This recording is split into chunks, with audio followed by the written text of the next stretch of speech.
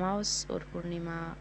एक राज्य में एक राजा और एक रानी रहते थे, जिसकी 4 संतानें थी, 2 लड़के और 2 लड़की। एक लड़की का नाम पूर्णिमा था और दूसरी लड़की का नाम अमावस्या था। पूर्णिमा घर के कामों में निपुण थी और घर का पूरा काम करती थी और भगवान की पूजा अर्चना भी किया करती थी, जिसके अतिरिक्त वह गौ माता की सेवा भी किया करती थी। और दूसरी बहन अमावस्या ना ही घर का कोई काम करती थी और ना ही भगवान की पूजा अर्चना करती थी और ना ही गौ माता की सेवा करती थी। पूर्णिमा सवगुण संपन्न थी, फिर भी राजा रानी अपने दोनों बेटों तथा पुत्री अमावस्या को ही प्यार किया करते थे, पूर्णिमा से प्यार नहीं करते थे। इसके साथ भेदभाव करते थे। राजा के चारों पुत्र पुत्री धीरे धीरे बड़े होते रहे। जब वे बड़े हो गए तो राजा ने दोनों पुत्रों का विवाह योग्य कन्याओं के साथ करा दिया। उसके बाद रानी ने राजा से कहा कि अब दोनों पुत्री विवाह के योग्य होगी और इन दोनों का विवाह भी करा दो। पुत्री अमावस्या का विवाह किसी बड़े खानदान में कराना और पूर्णिमा का विवाह किसी गरीब परिवार में कराना, क्योंकि पूर्णिमा को केवल भगवान की पूजा अर्चना करना पसंद था और गाय की सेवा करना पसंद था। अब रानी ने राजा को दोनों पुत्रियों का रिश्ता तय करने के लिए भेज दिया। राजा ने अपने पड़ोसी राज्य जाकर वहां के राजा के पुत्र अमावस्या का रिश्ता तय कर दिया और वहीं पास के गांव में जाकर एक गरीब परिवार के लड़के से पुत्री पूर्णिमा का रिश्ता तय कर दिया। यह सारी बात जानकर राजा अपनी रानी से बताया तो रानी यह सोचने लगी कि अब देखते हैं कि भगवान इसकी मदद कैसे करते हैं। यह बहुत ही पूजा पाठ करती है और भगवान में मगन रहती है। पूर्णिमा का भाई उसकी भाभी पूर्णिमा से बहुत प्यार करते थे, क्योंकि पूर्णिमा उनके घर के कामों में उनका हाथ बटा देती थी और कामों में उनका हाथ बटाती थी। और यही बात दूसरी बहन अमावस्या उन पर अपना रोब जमाती और घर का कोई कार्य नहीं करती। कुछ समय बीत जाने के बाद दोनों पुत्रियों का विवाह हो जाता है और राजा रानी की विवाह के बाद अपनी दोनों पुत्रियों को विदाई देते हैं। विदाई देते समय राजा रानी पुत्री अमावस्या को बहुत सारा धन और दौलत देकर विदा करते हैं और पूर्णिमा को कुछ भी नहीं देते, खाली हाथ घर में से विदा करते हैं। बाद में दोनों बहनें अपने ससुराल में चली जाती है। कुछ दिन बीत जाते हैं। एक दिन अमावस्या अपने घर शिव जी की कथा रखती है, जिसमें वह सभी गांव वालों को निमंत्रण देती है और अपनी बहन पूर्णिमा को नहीं बुलाती। जब गांव वाले सभी औरतें अमावस्या के यहाँ जाते हैं तो यह दृश्य पूर्णिमा अपने घर के दरवाजे के बाहर बैठकर देखती रहती है। तब वहां से गुजर रही एक औरतें पूर्णिमा से कहती है कि तुम्हारी बहन कि यह शिव जी की कथा रखी है, क्या तुम नहीं चलोगी? पूर्णिमा ने कहा, मुझे निमंत्रण नहीं आया, मैं नहीं जा सकती। तभी गाँव ने पूर्णिमा से यह कहकर बुलाया कि नहीं तो क्या हुआ, भगवान शिव की कथा है, तुम हमारे साथ चलो। गांव की सभी औरतों की बात मानकर पूर्णिमा भी उनके साथ भगवान शिव की कथा में अमावस्या के घर चली जाती है। जब अमावस्या की नज़र पूर्णिमा पर पड़ती है तो वहाँ कहती है कि तुम यहाँ कैसे चली आई, मैंने तो तुम्हें बुलाया ही नहीं था। खैर कोई बात नहीं, अब तुम आ ही गई हो तो चुपचाप बैठी रहना। यह कहते हुए अमावस्या की गरीबी का भी मजाक उड़ाया। पूर्णिमा के आंखों में आंसू आ गए और रोते रोते वह मन ही मन भगवान शिव से विनती करती है, हे भगवान, क्या पूजा पाठ करना गलत है, गौ माता की सेवा करना गलत है? आखिर मेरी गलती क्या है? आप मुझ पर अपनी कृपा दृष्टि कब बनाओगे? पूर्णिमा बार बार भगवान शिव से यही कहती रहती है। में शिव कथा पूरी हो जाती है और अमावस्या का प्रसाद बांटने लगती है और सभी लोग प्रसाद में बार बार भगवान शिव से पूर्णिमा कहती है। इतने में शिव कथा पूरी हो जाती है और अमावस्या भगवान का प्रसाद बांटने लगती है। वे सभी लोगों को प्रसाद देती है, लेकिन पूर्णिमा वहाँ प्रसाद नहीं देती। पूर्णिमा बिना प्रसाद के लिए अपने घर लौट आती है। रास्ते में यहाँ सोचते हुए चलती है कि यदि बच्चे उसे कथा का प्रसाद मांगेंगे तो वह क्या जवाब देगी। इससे सोचा कि वह अपने मायके अपने भाई और भौजाई के यहाँ जाएगी, वहाँ जाते हुए बच्चों के लिए कुछ लेकर जाएगी। ऐसा सोचते हुए वह अपने घर वापस लौट आई। घर वापस लौट आने के बाद अपने पति और बच्चों से कहती है कि वह अपने मायके जा रही है। पति ने कहा ठीक है और कुछ समय के बाद पूर्णिमा अपने मायके के लिए रवाना हो गई। चलते चलते रास्ते में एक चबूतरा आया जिस पर तुलसी का पौधा लगा था। उस चौधरी पर एक बूढ़ी चौथरी पर अम्मा बैठी हुई थी, कोई नहीं, साक्षात तुलसी माता थी। उस बूढ़ी माता ने पूर्णिमा से कहा, बिटिया तुम कौन हो और कहाँ जा रही हो? पूर्णिमा ने अपना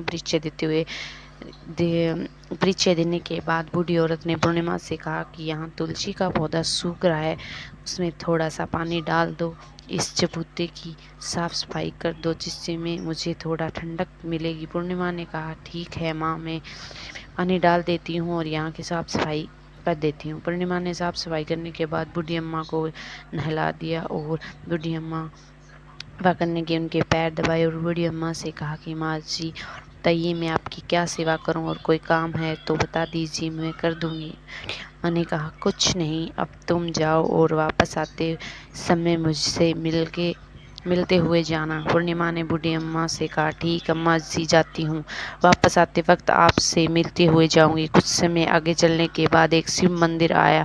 वहाँ पर उसे एक बूढ़े बाबा मिले जो मंदिर के बाहर बैठे थे। वह कोई साक्षात भोलेनाथ थे। इन्होंने पूर्णिमा से कहा कि जा रही हो बेटी, तुम कौन हो? और पूर्णिमा ने बताया, परिचय दिया और फिर उसे बूढ़े बाबा ने पूर्णिमा से कहा, इस चबूतरे की और मंदिर की सफाई कर दो। और पूर्णिमा ने मंदिर और चबूतरे की सफाई कर दी और वहाँ पाठ पूजा अर्चना की और साफ सफाई पूजा अर्चना करने के बाद उन्होंने बूढ़े बाबा को भी नहलाया दिया और उनसे कहा कि कोई काम है तो बताइए। बूढ़ी मामा ने कहा कि नहीं बेटी, अब तुम जाओ और वापस वक्त मुझसे मिलते हुए जाना। पूर्णिमा ने कहा, ठीक बाबा, मैं जाती हूँ और वापस आते हुए आपसे मिलते हुए जाऊंगी। आगे चलते चलते थोड़ी दूर बाद पूर्णिमा को एक काली जी का मंदिर दिखाई दिया और यहाँ एक बूढ़ी अम्मा चबूतरे पर बैठी हुई। उस बूढ़ी औरत ने पूर्णिमा से, बेटी तुम कौन हो, कहाँ जा रही हो? ने बूढ़ी औरत को भी अपना परिचय दिया। बूढ़ी औरत ने पूर्णिमा से कहा कि यह पर सभी पाठ पूजा करने के लिए आते हैं, लेकिन मंदिर की साफ सफाई कोई नहीं करता, इसलिए तुम मंदिर की और चबूतरे की सफाई कर दो। पूर्णिमा ने कहा, ठीक है माता जी। पूर्णिमा मंदिर की चबूतरे की साफ सफाई कर देती है और पाठ पूजा भी करती है और माता जी का श्रृंगार भी कर देती है। उस बूढ़ी अम्मा को भी नहला देती है और बूढ़ी अम्मा के पैर दबाती है और कहती है कि सभी काम हो गए माँ जी, और कोई काम बताइए। बूढ़ी अम्मा कहती है कि नहीं बेटी, अब तुम जाओ, लेकिन वापस आते वक्त मुझसे मिलते हुए जाना। कहती है ठीक है। वह आगे चली जाती है। आगे चलते चलते एक नदी आती है, वहाँ पर भी एक बूढ़े बाबा बैठे थे।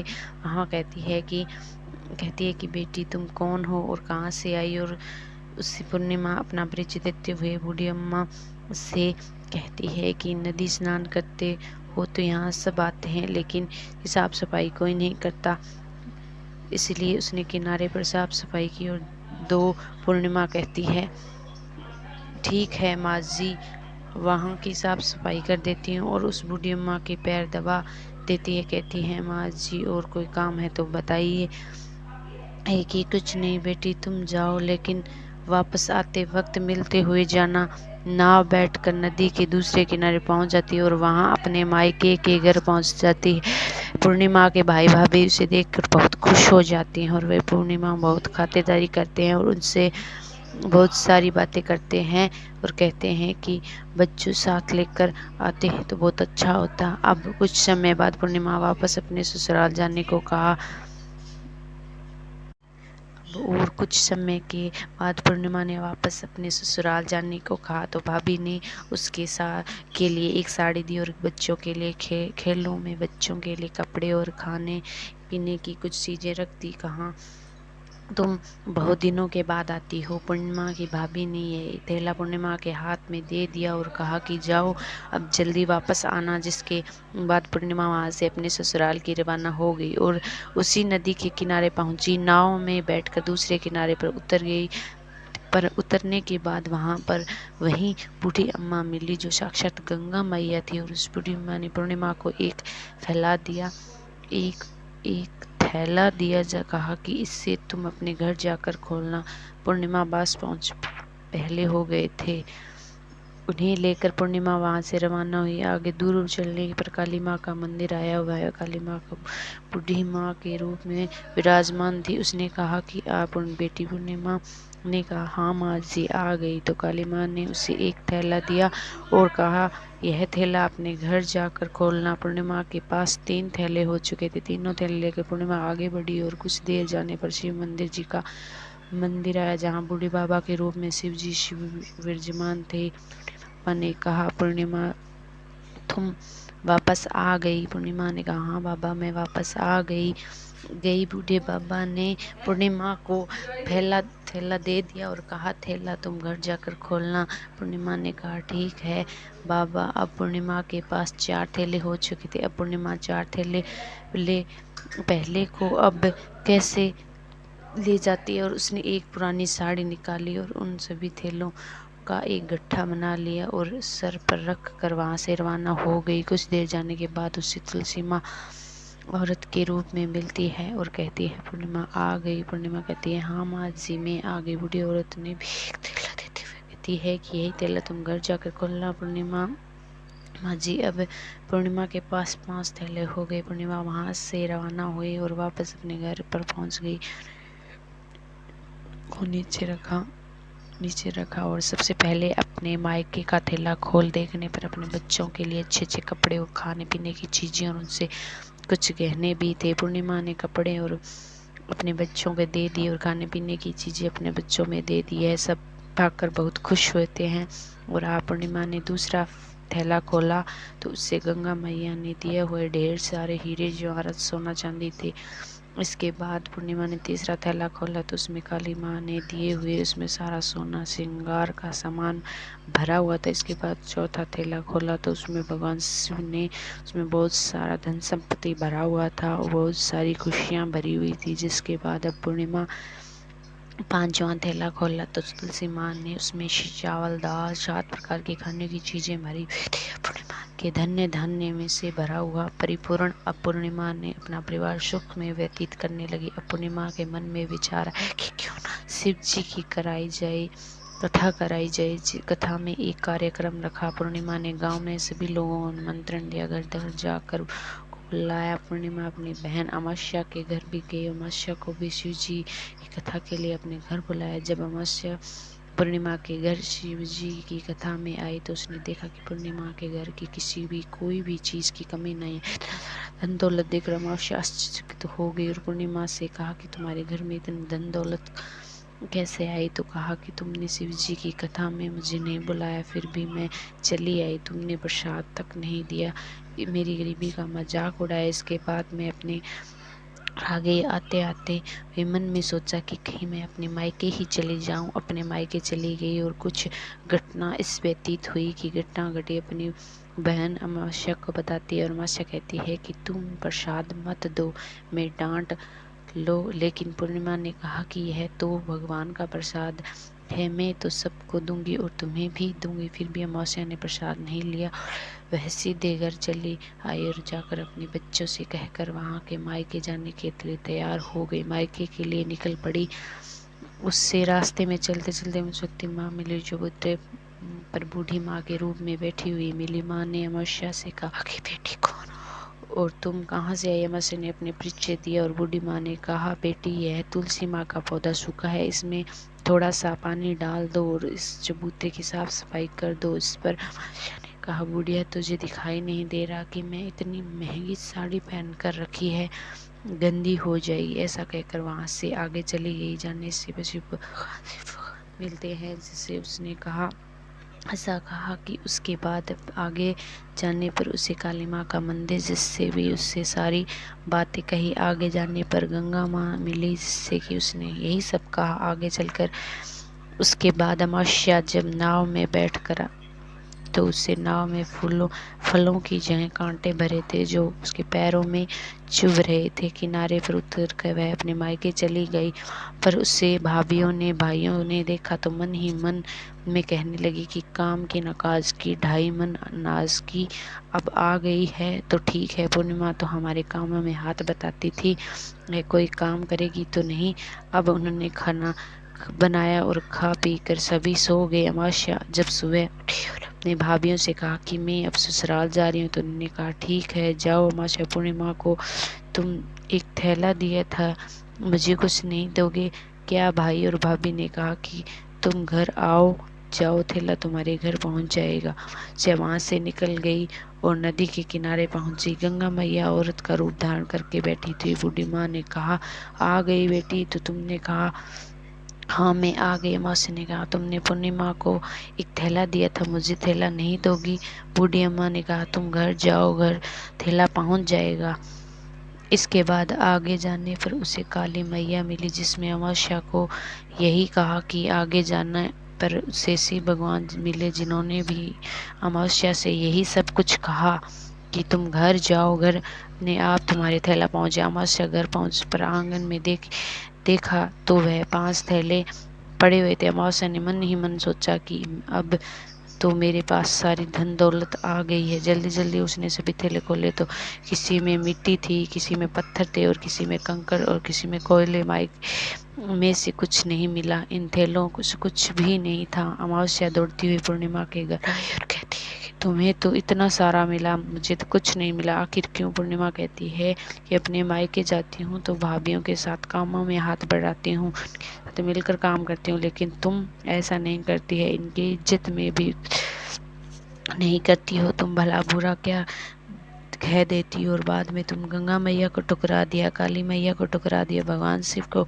तुलसी माता को भी ठुकरा दिया, तो उन्होंने तुम्हें कुछ नहीं कहा। अमावस्या कहती है कि बहन तुम माफ़ कर दो, मैंने तुम पर हमेशा अत्याचार किए, मुझे कुछ नहीं मिला तो कोई बात नहीं, मैं भी भगवान की भक्ति करूँगी और सब कुछ प्राप्त कर लूँगी।